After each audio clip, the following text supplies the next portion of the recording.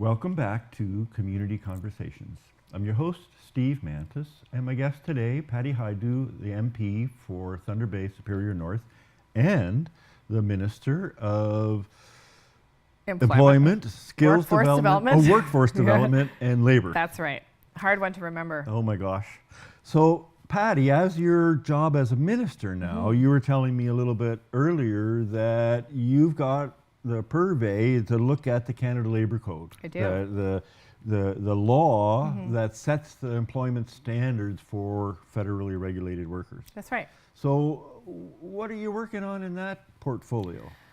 Well, the Prime Minister mandated me to take a look at the Canada Labour Code and labour standards in the country because, in fact, it hasn't been significantly overhauled since the 60s. And although we started to address some aspects of the Labour Code, in particular, the right to request flexible work arrangements. We're working right now on harassment and sexual violence in the workplace.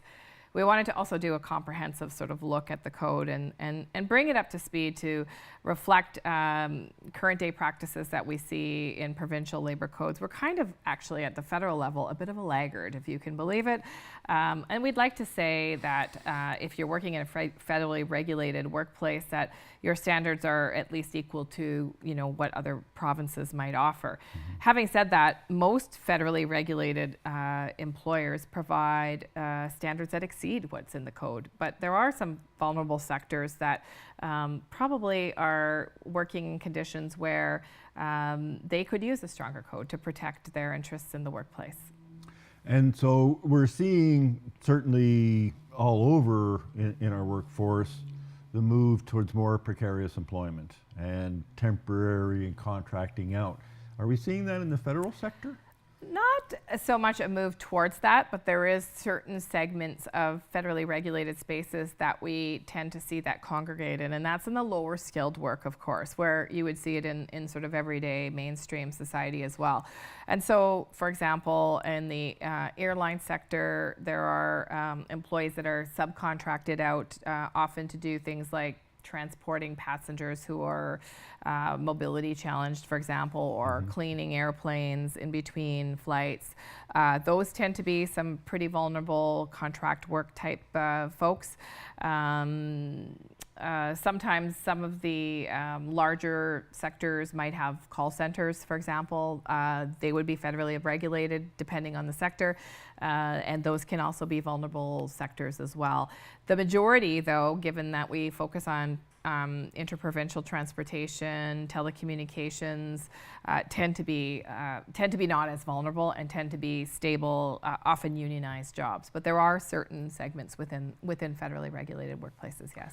So also as a labor minister, we've heard in the previous government, it seemed like every 6 months, the labor minister was saying to unions, get back on the job or we'll legislate you back to work.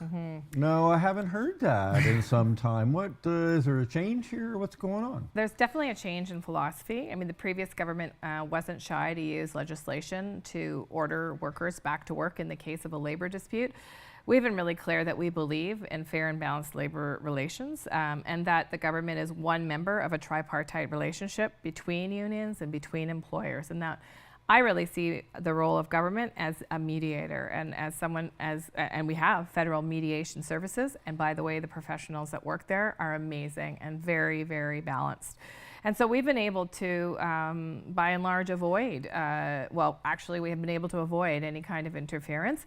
You know, I've worked closely with the unions, I've worked closely with the employers. We've made it very clear to all parties that we believe in the collective bargaining process, and that when government removes itself, actually it is a much more fair approach, because then unions have the confidence that there isn't going to be a third party stepping in and mandating people back to work. But on the flip side, you know, for employers and unions, I've said that the deal is that you have to have conversations early and often. You cannot leave labor negotiations till the critical code red time where everything's going off the rails. That people have to agree to have conversations early and often, so that we have the confidence as one of the members of the tripartite relationship that effort's being made on both sides to actually meet in the middle and work through those challenging conversations. And by and large, things have been going very well. As I said, we have fantastic mediators, and I'm grateful to the entire team, because they work day and night actually to make sure that even really difficult negotiations continue, and they do it in a very respectful way.